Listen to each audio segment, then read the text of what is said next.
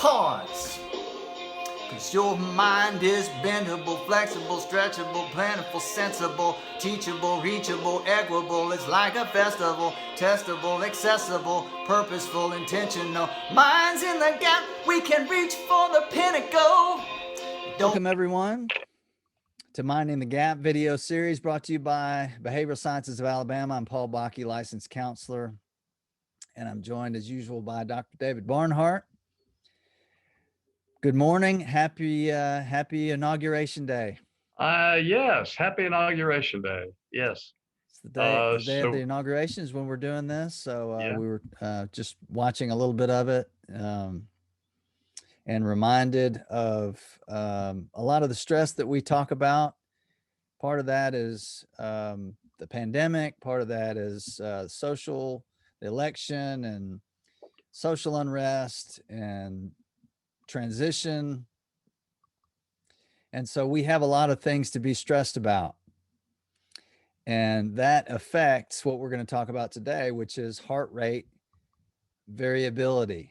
So talk a little bit about what that means.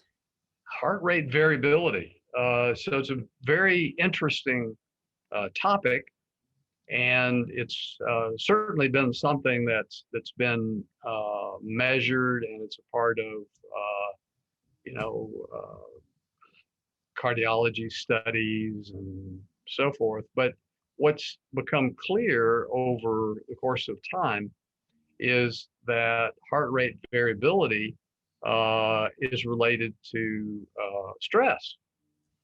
So when we have chronic stress, for example, we'll tend to have lower heart rate variability. And oddly enough, higher heart rate variability, that is more variability, predicts less stress. Heart rate variability is a measure of the interbeat interval. There's always some variation in the intervals. And it turns out that in this case, consistency isn't necessarily the best. We need more variability. And that's an indication that we're getting input from aspects of what happens up here in our thinking, from our heart, and from the vagal response.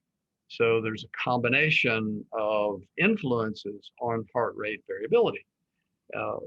So it turns out that even in some of the current reading that I've been doing is that some people are doing physical training and they're using heart rate variability as one of the measures. We've always used heart rate. The lower your heart rate, typically, if you're more fit, your heart rate will tend to be less because you don't need, your heart is stronger.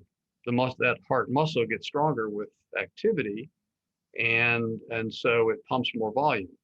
So therefore, you don't need 70, 80, 90 beats per minute. You might be okay with 65 or 60, or I looked at mine this morning and it was like 46, and I thought, well, I need to move around. I'm not sure I'm still around.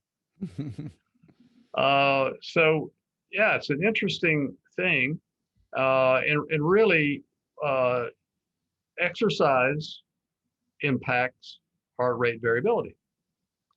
Overtraining can make it go lower. So there's a balance in here somewhere. I'm not an expert in this area. It's just that we're interested in studying the pathophysiology of stress and being able to explain part of what's going on when people experience stress. And stress is like inflammation in our bodies, and it eventually wears us out, wears our brains out, wears us out. So we age more quickly if we have chronic stress. We can't avoid acute stress. As a matter of fact, some stress is good is good for us. That's why exercise is good for us. We stress our bodies a little bit, and then the body responds by becoming stronger. Muscles create new muscle fiber, even. Now, when you reach a certain age, not so much, okay? But certainly younger people, the older people's bodies respond to, but not nearly as much. At any rate, so exercise impacts heart rate variability. The way we manage stress in our thinking and our behavior influences heart rate variability. You were talking earlier about watching constant news, a constant drone of news in the background that brings what? Not a lot of positivity. Yes. With it. Anger and upset, and why isn't this different kind of mentality, and what's the next thing? What's the next thing? What's the next thing? So watching the news can contribute to just being upset regularly, and social media, getting on social media constantly to check against, can I find a comrade that agrees with me? Can I find the information that's helps me deal with, that's I'm already upset about? It's going to, make me more upset. Or video games. Oh, yeah. Video games where you're trying to win, and can't get that level. And right. Think about kids who spend hours trying to get to this level, and just yelling and cursing, borders on obsession of this activity that's reinforcing at the moment.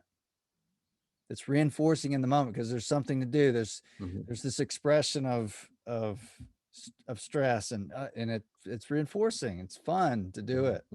Sometimes it's fun to get in an argument, or to talk to your TV about the news and find out more. And there's more. I got more information. What is this person saying? What is this person saying? And we're stay at this fight or flight level. So there's no variability. It's high.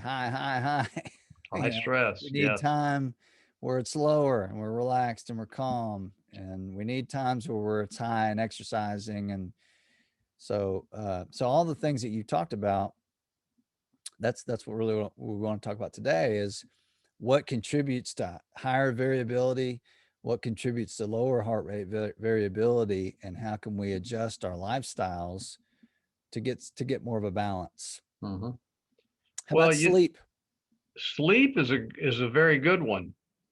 Before I get into talking about sleep, because it's one of the things that does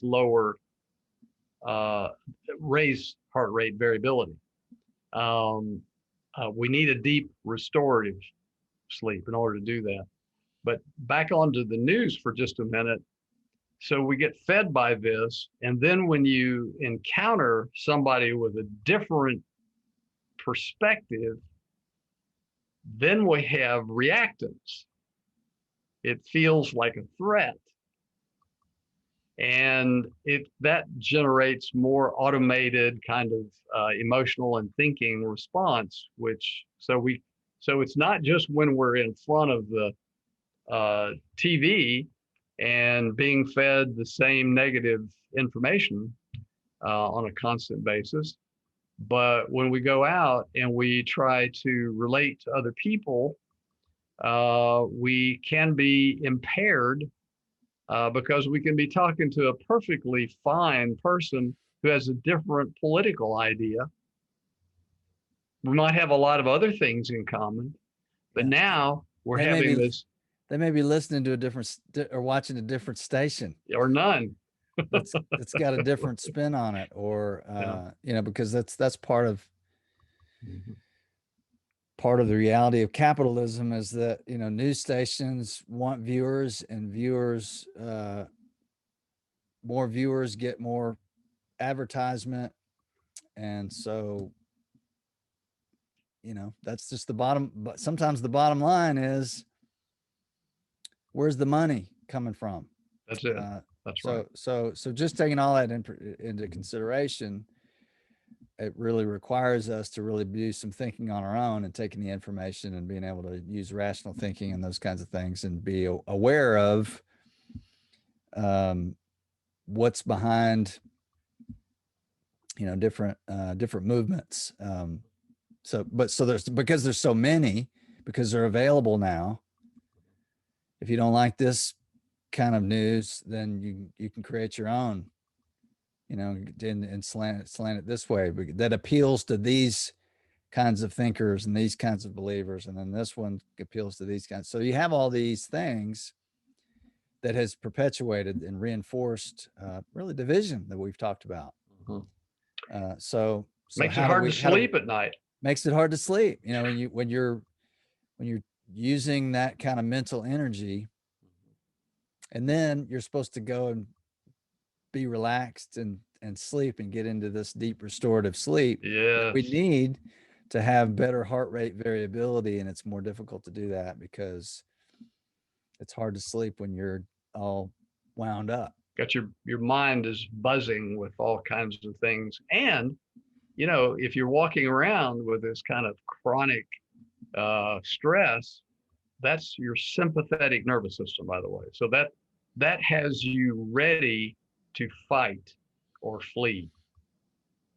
So this chronic stress is really about that system that's getting us ready to defend ourselves in some way.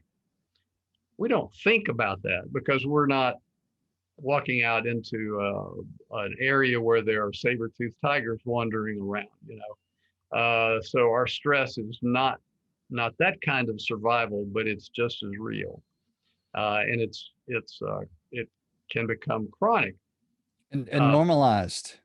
Just, yes. This is the way I feel every day. That's right. So I'm not going to do anything different, So there are a lot of tools for helping ourselves to cope with the stress. You were mentioning some of them. Rational thinking certainly contributes to lowered stress.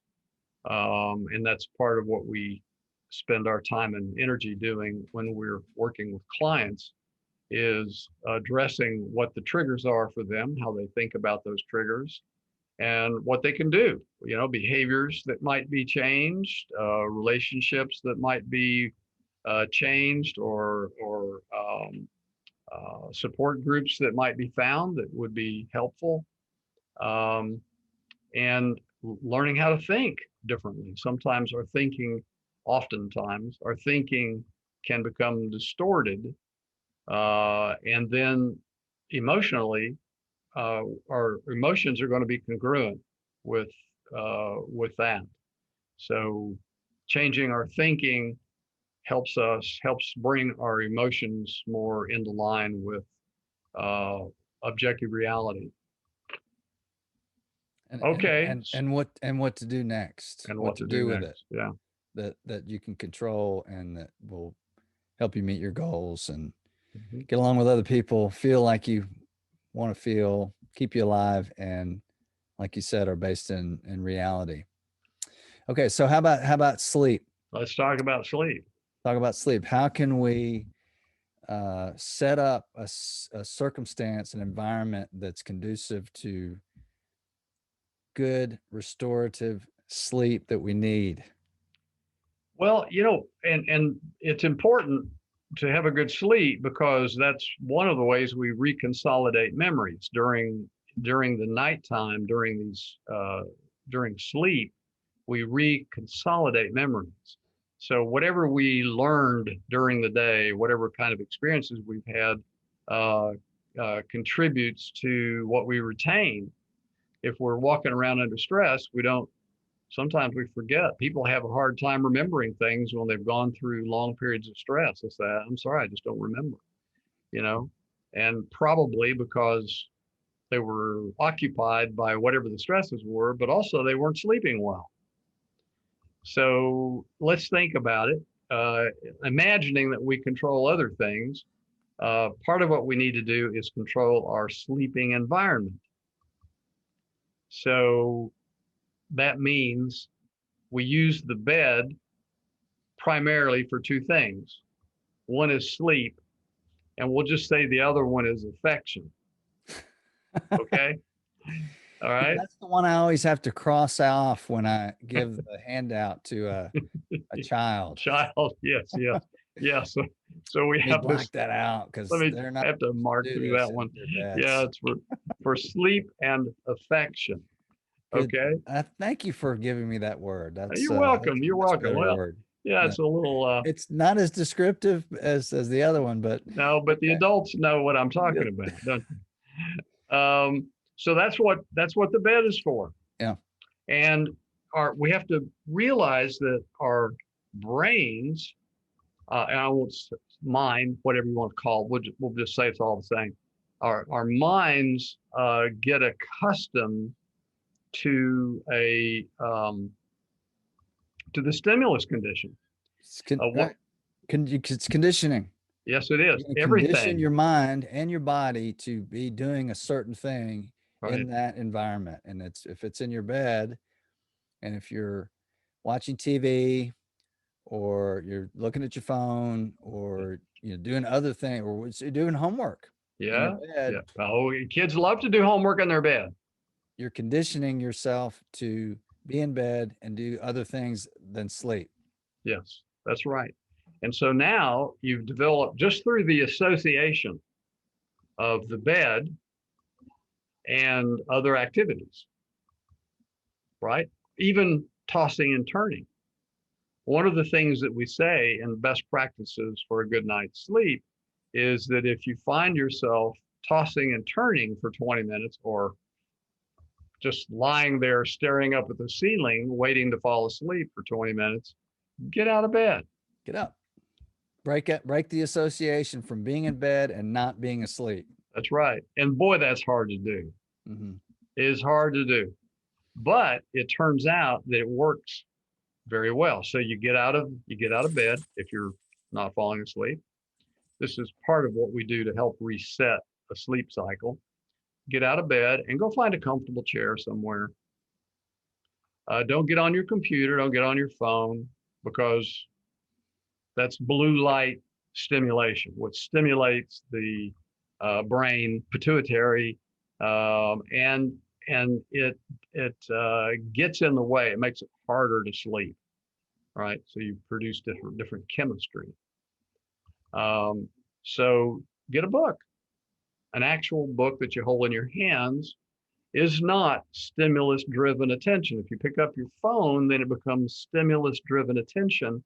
And now we're back in the same zoo we were in before, where you got all this media input that runs the brain, and then you're looking for this and that. And before you know it, 45 minutes is gone or an hour is gone, and you've just blown that time away.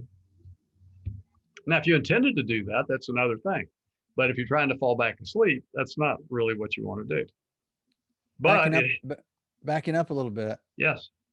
What are the recommendations revolving around blue light activity prior to bedtime? Yes, well, shut it down. We recommend an hour before bedtime. All right. So an hour before you actually get in bed, turn the tube off, turn the phone, the computer off, shut it down. Now, there's some alternatives. All right. So there are glasses like these, for example. I wear these when I'm working on my computer all day. That helps block out that blue light stimulation. So that's not disrupting the pattern. So a lot of gamers, people that do a lot of gaming, like professional gamers or wannabe professionals, they'll buy amber glasses or glasses that are set up that have the kind of coating that blocks the blue light. So that could be a little bit different. However, we're still dealing with this issue of what I referred to a while ago as stimulus-driven attention. So if you're watching videos or which a lot of kids do, a lot of YouTube videos, and they're watching other people play games on different platforms and so forth. Adults do the same thing. We'll flip through things or hit a link and go here and go there, and you get a lot of stuff comes across the screen. It's stimulus-driven attention rather than attention that you're putting onto something.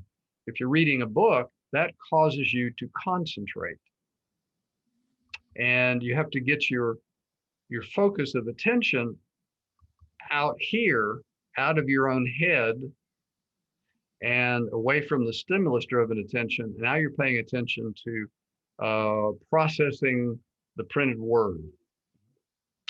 All right, there's no flickering light. There are no ads running across the page. None of that's going on. Yeah. And so what happens? Interactive. It's not interactive, right? Yeah. So then we begin to calm down. It allows our parasympathetic nervous system to begin to affect our autonomic nervous system. So we begin to calm down as a result of doing that. Getting the focus of attention out of, if you're lying in bed, you might have been just running through the day's activities or worrying about tomorrow or thinking about something else. You really want to put that to a halt. It's hard to do if you just lie there. If you were very skilled in meditation, you would be able to manage that. You could shut that down fairly quickly. But if you're not, it's a good strategy to get up, just get a book, or listen to some music. Get your focus of attention out of your own thinking or away from the stimulated attention, and that way you can begin to prepare to go to sleep. Your parasympathetic nervous system kicks in, and you feel calmer, and you might begin to feel sleepy again, and that's when you get up and go to bed. Right. Now we actually say repeat the process. If you try this and you're still tossing and turning 20 minutes later, do it again. Mm-hmm. And we do it just for the reason you said. We don't want to associate being in bed with tossing and turning. That actually becomes an expectation that our minds have. So when you start to go to bed, then your brain responds to the stimulus condition that you've learned. You toss and turn when you lie in bed. And so your brain kicks in the energy to be able to worry, toss and turn, whatever that is that goes on in your head when you toss and turn or lie staring up at the ceiling, and it will respond. This is how you're supposed to behave when you're in bed. So getting up just however many times it takes, yeah, to break the cycle of that connection. Yes, and I've done this for years. I have to tell you, I've never had anybody do that more than 3 times in a night. That's a lot, okay? But usually, if you do that for a night or two or a few nights, you stop. You begin. Now there are other things to do along with this, but that's a big deal. So nothing in bed but sleep and affection. Okay. All right. So we're winding down an hour before bedtime. Worst case scenario, do what you can. 15 minutes, 30 minutes. Learn that there's no emergency that keeps you up, that you have to do something.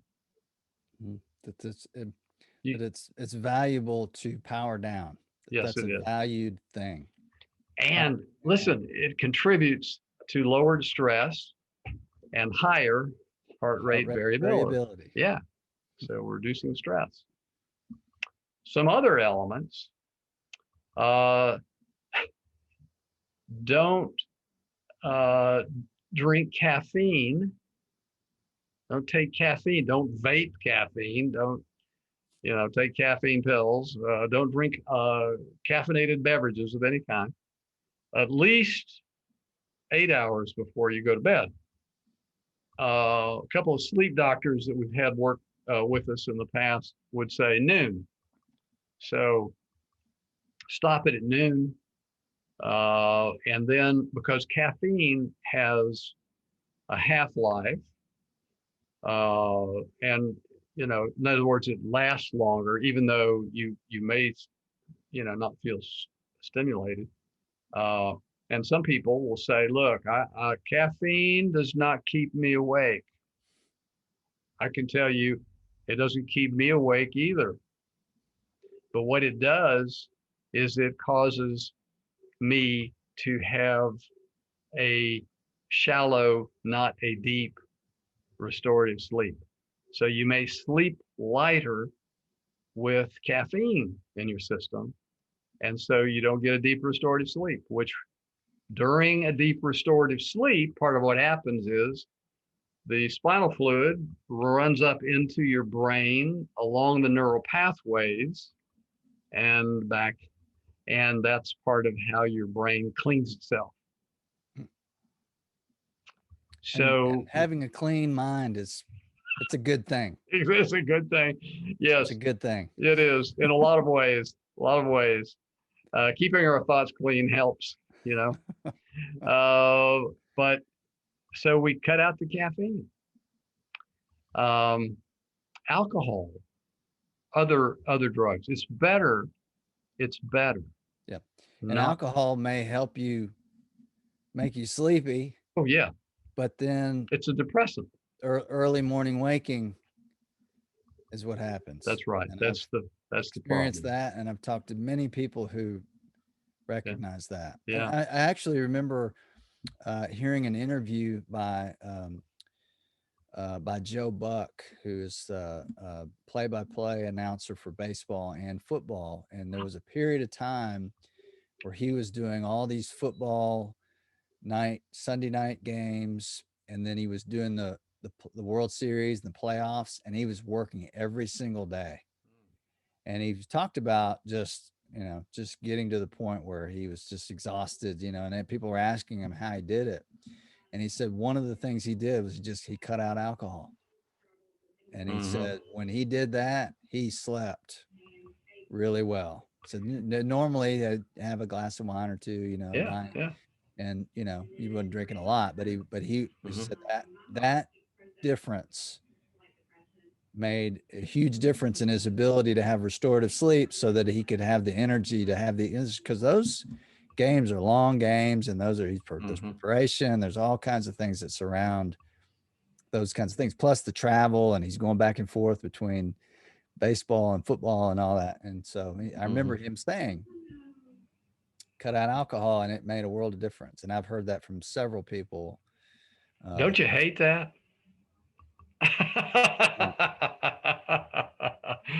Oh, you mean what your mama said when you were a kid was right?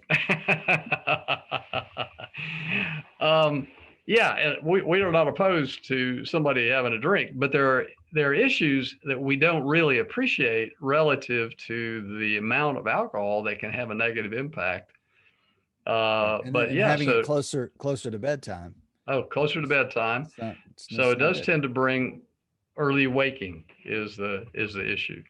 Now you wake up and you haven't gotten a full night's sleep, and you're awake because you've had enough sleep that you're not sleepy anymore, and you're just lying there waiting to fall asleep again. Now we're back in the same boat, right?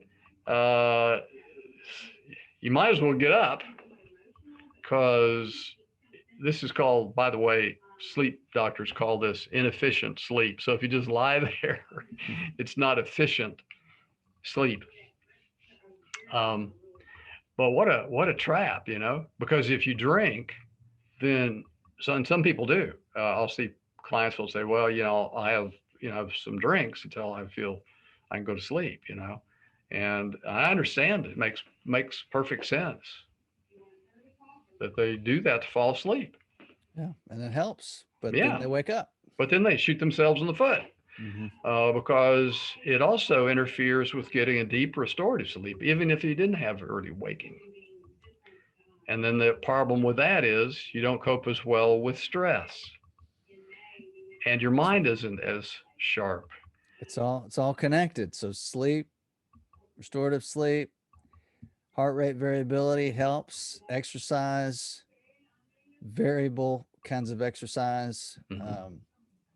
cutting out of, being angry a lot and triggering those fight or flight kind of sensations that we just have more and more and more and more and more and more access to Hmm. right at our fingertips and in our little box that hooks up to our TV that gives us a lot of different channels, anywhere we are. Anywhere. Uh, Yes. so there's all kinds of temptations to do things and to participate in things that maybe feel good in the moment. It feels like the thing to do, but it's in the way of preparing ourselves for the stress that we're dealing with. Hmm.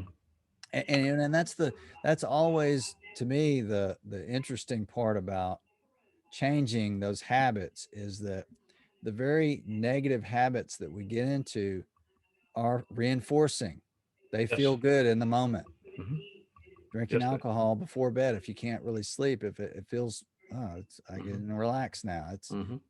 But you pay later. It's like the old uh, air filter commercial. You need a new air filter. Now wait. And so the guy says, well, you can pay me now or you pay me later. You can either pay me for a $40 filter or a new engine, later. Oh, What yeah. you Yeah. Yeah. choose, pay me Hey, now, pay me later. hey. You're gonna pay me either way. Yeah. New engine's $3,500. Let me let me get a filter. So a lot of these things that we're talking about are difficult to break the habits because they're reinforcing in the moment. It Yes. feels good to be upset about something and to, have a cause, and Stimulating. Hmm. and it's stimulating, right? Hmm. So that's the conundrum that we get into is what's happening as a result of this. If it's contributing to low heart rate variability, then we're not inoculating against stress and we're more vulnerable to being angry with our spouse or partners, Hmm. not being productive at work, just not feeling good and needing more short-term relief. And there the cycle goes. Yes. Over and over. So let's just say, let's talk about one more point, maybe two. The number one thing, and I'm not recommending that anybody do this. You don't do this unless you're really going to follow a pattern of best practices for sleep. But one of the main things, and it's at the top of our list in best practices, because when we bring out best practices for sleep, sometimes we're really trying to reset a sleep schedule. And the first thing is restrict your sleep, which Bedtime, just does wake up time. sound, doesn't that sound wrong, Paul? Just restrict your sleep in order to sleep better. It does. But So it's a set behavioral, time to go to bed, set right? time to get up. Exactly. Don't change it. So we might do this. We might restrict it if we have somebody that's really out of whack. We'll say, okay, well, now I'll just pick a time. You go to bed at midnight, get up at 5, so you get 5 hours sleep, and don't take naps. That's the other thing I needed to say. All right, so Right. don't take naps during the day because you get into this REM sleep, the light sleep, which is you don't want to do that because if you do, then you won't feel sleepy. It's chemistry. So don't do naps, but you restrict your sleep, let's say from midnight to 5, and you keep doing that until you're falling asleep at midnight and getting up at 5. Now, all of the rules apply that I mentioned earlier. that we talked about, like don't toss and turn, don't use alcohol, don't use caffeine. So we got to have all of that stuff working. Then once the individual is hitting that schedule, and it may be difficult with 5 hours sleep to stay up, but if you manage to do that, then once that pattern is established, then we'll start expanding the time frame, because we generally, most of us need more. We need and if you're a kid, if you're a teenager, you might need 9.5, 10 hours of sleep. I sleep about 7 hours. I'd like to sleep. I'd like to sleep about 8, but I'm not good at that. I just wake up, and I follow the rules. I'm really good. I go to bed at the same time, and I get up. I get up whether I have an alarm that goes off or not. I just get up. So, but I seem to be okay. I don't carry a lot of stress around with me. But so that's a strategy that we can use. Maybe we should say one more thing. What about meditation or breathing? Yeah. Yeah. Just meditating, that exercise is an awareness and a focus on breathing. And that's a good strategy to help you relax. It's a good strategy to train your brain. A lot of people that I talk to will say, they get bedtime. This is, you think about it, activity, our brain is just always going, there's things to do all day. And then when we start settling down at nighttime, there's less to do. And that's when sometimes our brains continue to go race. Mm-hmm. So this is very common. A lot of people will talk about how at nighttime, I don't have any worries during the day. And then as soon as nighttime hits, all these things start kind of going through my mind. My mind is racing. So Mm-hmm. a strategy to be able to redirect those thoughts is mindful meditation. It's brain training. You're training your brain to focus on what you want it to focus on, not on whatever is going on in your mind that's racing. Sounds good. Well, we gave some tips.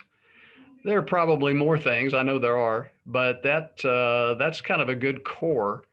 And if you're interested in knowing more, send us an inquiry, send us an email, or we'll send you best practices for a good night's sleep. There you go. Well, thanks everybody for watching today, and we look forward to the next time. And Dr. Barnhart, you have a good rest of the day. Thank you very much. Thank you, Paul. Enjoyed it.